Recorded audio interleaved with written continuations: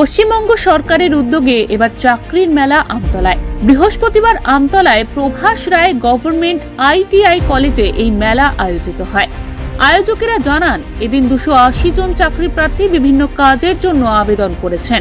মোট 7টি সংস্থা এদিন চাকরি প্রার্থীদের ইন্টারভিউ নেয়। পর্যন্ত আমরা বললাম আপনাদের 280 জন মতো আমরা করেছি। এবারে ওদের ইন্টারভিউ শুরু হবে।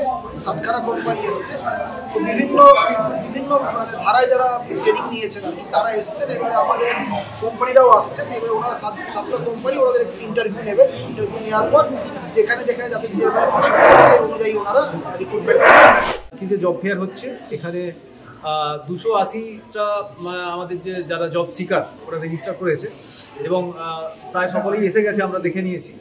আর আমাদের 7টা কোম্পানি তারা এখানে আজকে তাদের ইন্টারভিউ প্রোগ্রাম চালাবে এবং আমরা যেভাবে কথা বলেছি তাতে ওরা কিন্তু স্পটেই অ্যাপয়েন্টমেন্ট লেটার ইস্যু করে দেবে।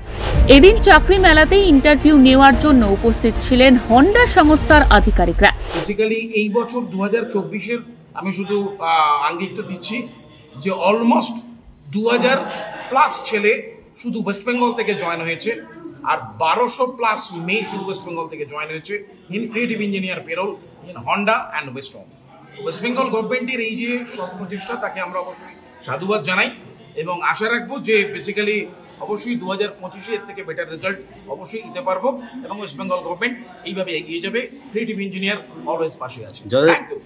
জেলার বিভিন্ন জায়গা থেকে চাকরি মেলায় ইন্টারভিউ দিতে এসে খুশি চাকরি প্রার্থীরা।